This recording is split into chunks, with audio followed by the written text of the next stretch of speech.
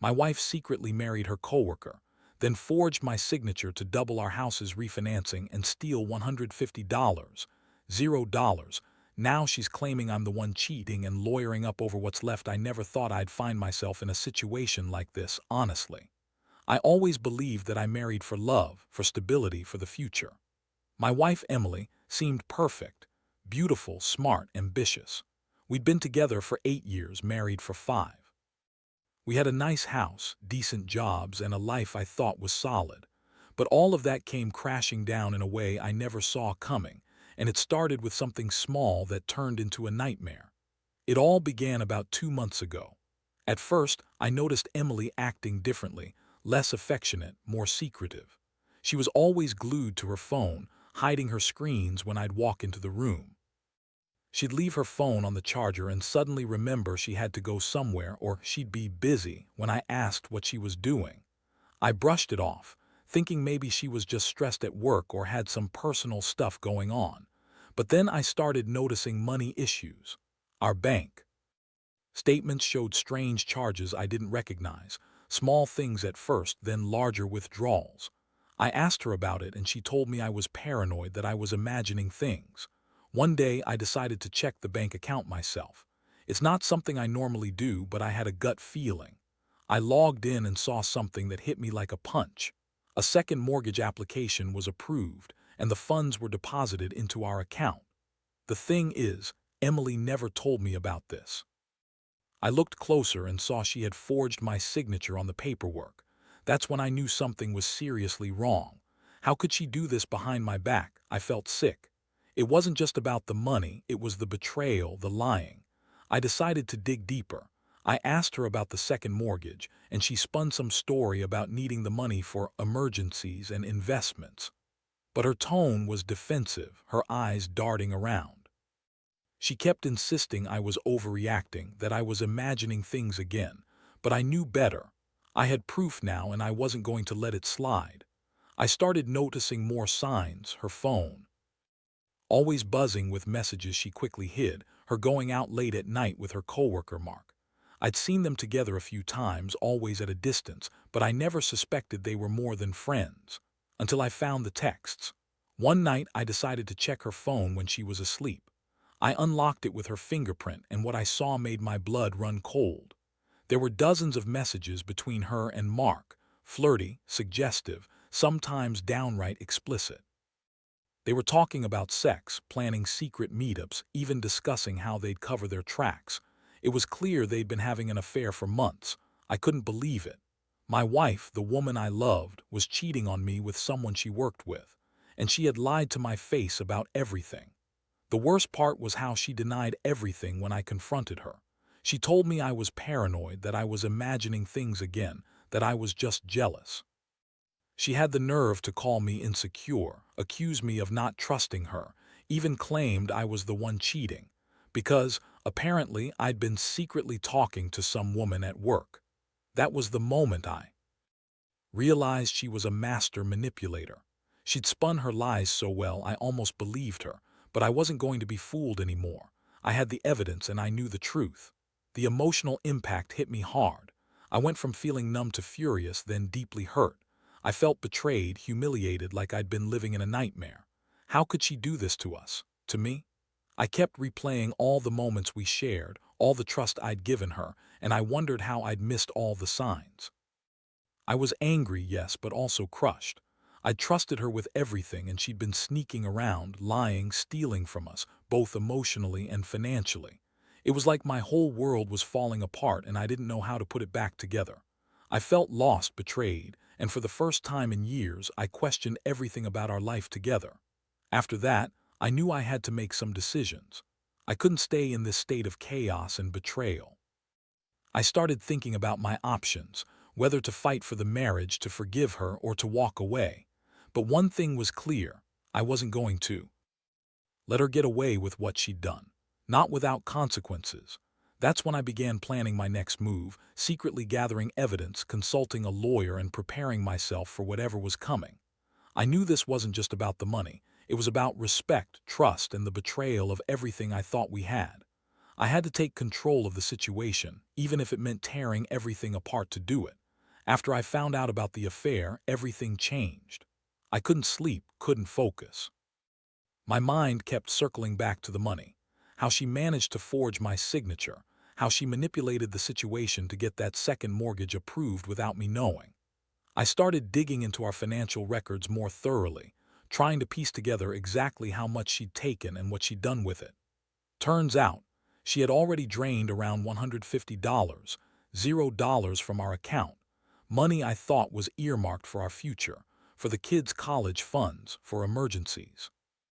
Instead, she was funneling it into her secret life, and I had no idea. The first thing I did was confront her again, but this time I was determined to get the truth out in the open. I sat her down one evening, my hands trembling, and laid everything bare. I told her I knew about the affair, the forged signatures, the missing money. Her face twisted into a sneer, and she started lying again, calling me paranoid, saying I'd been spying on her, that I was just jealous of her coworker Mark. She had the nerve to say I was the one cheating, that I'd been secretly talking to some woman at work, trying to distract from her own guilt. It was sickening how she turned the tables, how she twisted everything to make herself look innocent. I couldn't take it anymore. I told her I wanted her to leave. I needed space to think, to process everything. She threw a fit, screaming that I was overreacting, that I was ruining our family, that I was the one cheating and lying. She kept insisting she loved me, that she'd never do anything to hurt me, but her words sounded hollow. I knew better. I'd seen enough to know she was lying through her teeth. She was a master manipulator, and I was sick of being her pawn. That night, I stayed up late, going through every piece of evidence I had: screenshots of texts, bank statements, forged signatures. I started thinking about what to do next. I knew I couldn't just confront her and hope she'd come clean. She'd deny everything, spin more lies, and I'd be right back where I started. I needed a plan, something airtight, something that would hurt her as much as she'd hurt me.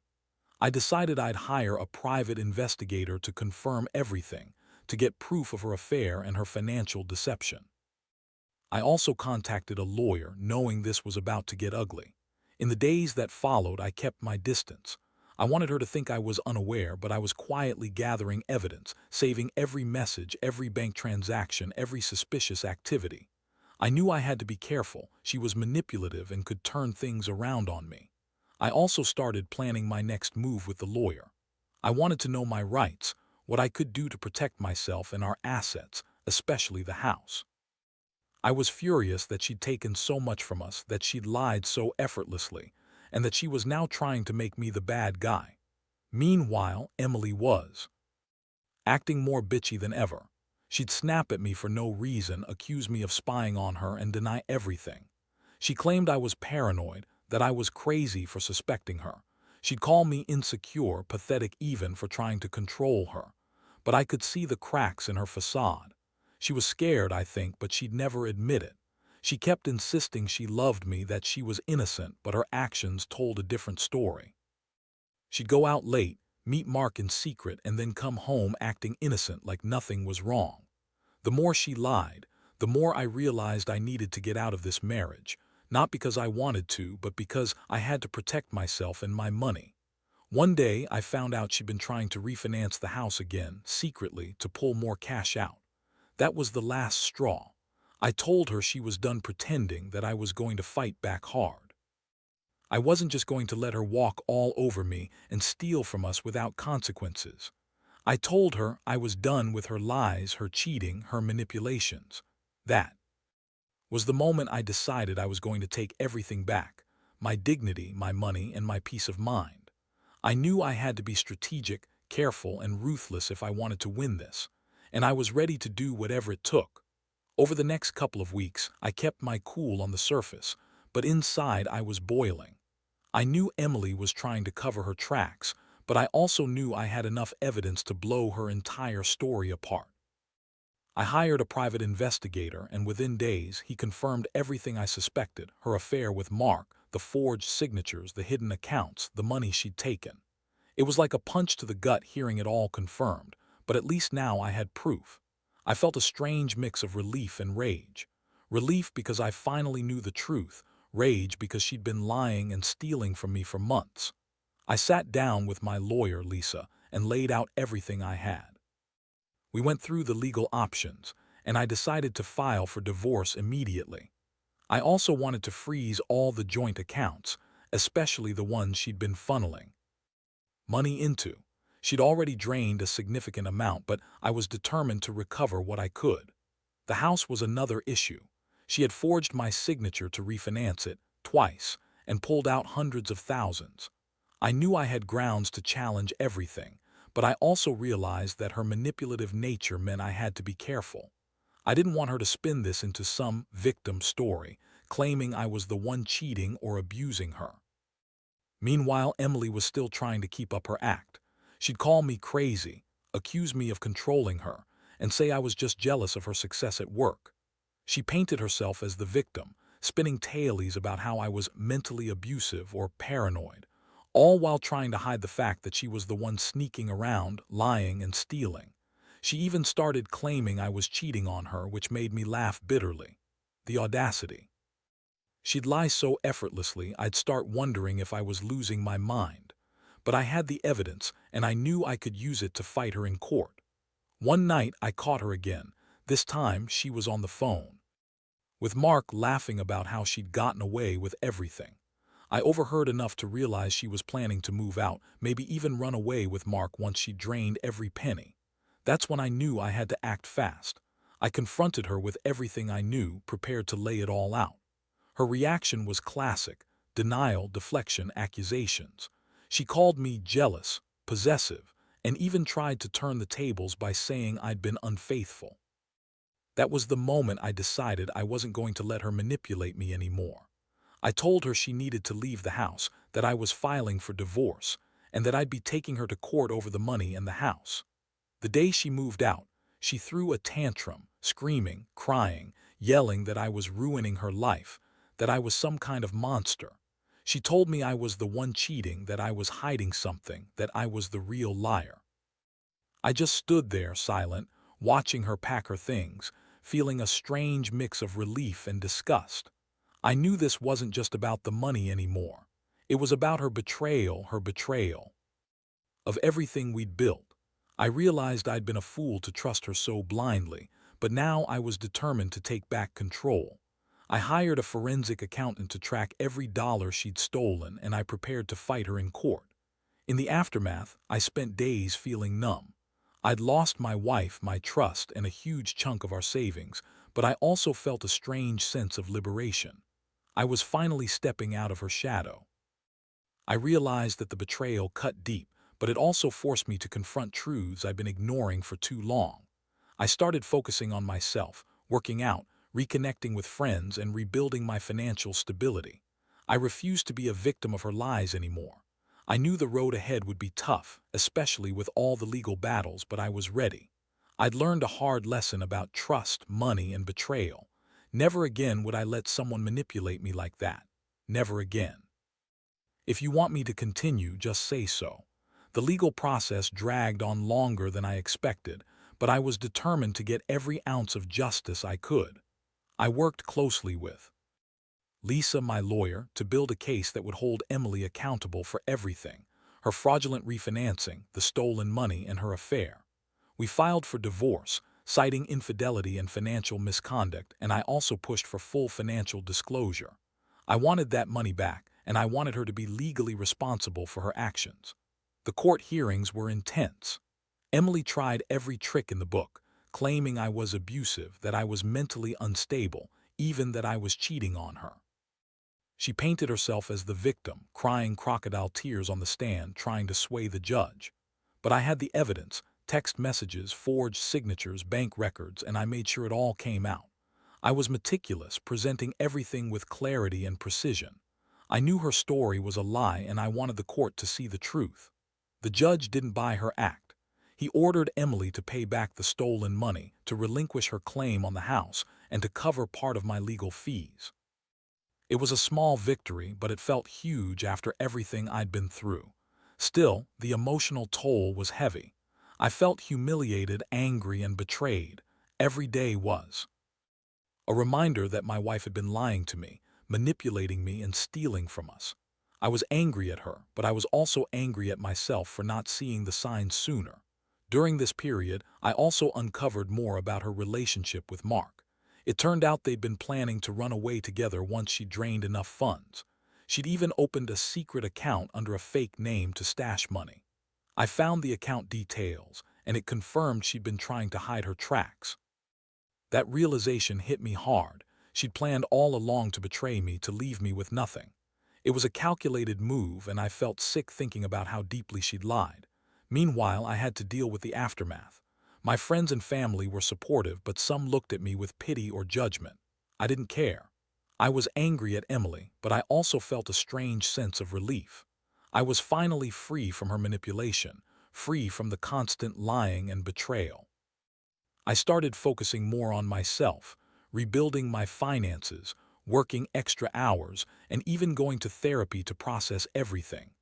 I realized I'd been emotionally numb for too long, and I needed to heal. One of the hardest moments was when Emily finally moved out for good. She left the house in a rush, leaving behind a trail of lies and broken trust. I watched her drive away, feeling a mix of relief and sadness. I knew I'd never get her back, not after everything. But I also knew I'd survive. I had to. I was determined to rebuild my life, stronger and wiser than before. I learned that trust is fragile, money is a weapon, and betrayal cuts deeper than I ever imagined. Looking back, I wish I'd seen the signs earlier, but I also know that sometimes you only learn the truth when it's too late. I want anyone reading this to know, trust your instincts. Keep a close eye on your finances and your partner's behavior. When something feels off, don't ignore it. Because once the trust is broken, it's hard to fix. But you can survive better, smarter, and more cautious. That's what I'm doing now, rebuilding, moving on, and never letting someone manipulate me again. Just tell me if you want me to keep going. The months that followed were a whirlwind of legal battles, financial recovery, and soul-searching. I threw myself into rebuilding everything I'd lost, both financially and emotionally. I worked extra hours, cut expenses, and started putting money aside again. I also hired a forensic accountant to track every dollar Emily had stolen or diverted. It wasn't just about getting the money back. It was about making sure she paid for what she did. Every little detail, every hidden account, every forged signature, everything was scrutinized. The most surprising part was how quickly I realized I wasn't alone in this. Friends and family rallied around me, offering support, advice, even a shoulder to lean on.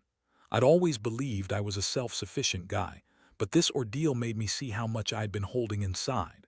I started therapy, not just to deal with the betrayal, but to understand how I'd let things go so far without catching on. It was a wake-up call. Trust is fragile, and I'd been blind to the warning signs for too long. The legal process was exhausting. Emily fought tooth and nail trying to spin her narrative in court. She claimed I was controlling, that I'd been emotionally abusive, and that she was the real victim. She even brought up fabricated stories about my supposed infidelity, trying to turn the judge against me. But I had the evidence. The texts, the forged signatures, the bank statements, they all painted a different picture. I made sure every detail was laid bare. And in the end, the court ruled in my favor. Emily was ordered to pay back the stolen money, to relinquish her claim on the house, and to cover a significant portion of my legal fees. This victory didn't erase the hurt, but it gave me a sense of closure. I realized that I'd been so focused on saving my marriage that I'd ignored the warning signs for too long. Now, I was focused on moving forward. I sold the house, cut all ties with Emily, and started fresh. I knew I'd have to rebuild my trust in others, but I also knew I'd come out stronger from this mess. The betrayal had been brutal, but it taught me lessons I wouldn't forget. One thing that really stuck with me was how Emily kept lying, even when she knew I had proof. Her bitchy attitude, her manipulative ways, she never really admitted to anything, just kept spinning stories to protect herself. She tried to make me seem like the bad guy, but I wasn't falling for it anymore. I saw her for what she was, a selfish, manipulative woman who thought she could get away with anything. But I also saw that I was better off without her. I was finally free from the toxicity and lies. In the end, I learned that money can be a powerful tool, used for good or evil. Emily's greed and lies almost destroyed everything we had, but I refused to let her win. I'm still healing, still recovering, but I'm also more cautious now. I don't trust blindly anymore. I keep a close eye on my finances, and I don't ignore red flags. Most importantly, I realize that sometimes the only way to truly protect yourself is to walk away from someone who's betrayed you so deeply. If I could give one piece of advice to anyone reading this, it would be, trust your gut. Pay attention to the small signs before they blow up in your face. And never let someone manipulate you into thinking you're the crazy one when you sense something's wrong. Because the truth, no matter how ugly, is always better than living in denial. I survived this and I'm determined to come out stronger on the other side. Just say the word if you want me to finish with the final part. Looking back now, I realize that this entire ordeal was a brutal lesson in trust, betrayal, and resilience. I lost a lot, my marriage, a chunk of my savings, my sense of security. But I also gained clarity. I learned to read people better, to trust my instincts more, and to never take anything for granted. Emily's betrayal was a shock, but it forced me to confront what really matters: honesty, loyalty, and taking care of myself first. I've since moved into a new place, started fresh, and focused on rebuilding my life from the ground up. I don't let myself get caught up in anger or bitterness. Those feelings only weigh you down. Instead, I channel that energy into being smarter, more cautious, and more aware. I've learned that people can surprise you, sometimes in the worst ways, but you have to keep your head clear and your boundaries firm. One of the biggest revelations I've had is about forgiveness, not necessarily for her, but for myself. Forgiving myself for not seeing the signs sooner, for trusting blindly, for not acting sooner. It's not about letting her off the hook, but about freeing myself from the heavy burden of resentment. I've come to accept that sometimes people change and sometimes you have to walk away to truly be free. Now I focus on my kids, my career, and my own well-being. I've learned that life is unpredictable and you can't control everything, especially not the actions of others. But you can control how you respond. I refuse to let her betrayal define me. Instead, I use it as fuel to become a better, stronger person. To anyone out there going through something similar, trust your instincts, protect your finances, and don't be afraid to walk away from someone who betrays you. The pain is real, but so is the strength you gain when you come out the other side. I'm still healing, still rebuilding, but I know now that I'm capable of more than I ever thought. And I'll never let anyone manipulate or betray me like that again. This experience has changed me forever, but it also made me more aware of what I deserve. I deserve honesty, loyalty, and respect. And moving forward, I'll make sure I only surround myself with people who give me that. Life's too short to waste on liars and cheaters. I've learned that lesson the hard way, but I'm grateful for it. Because now, I'm finally free.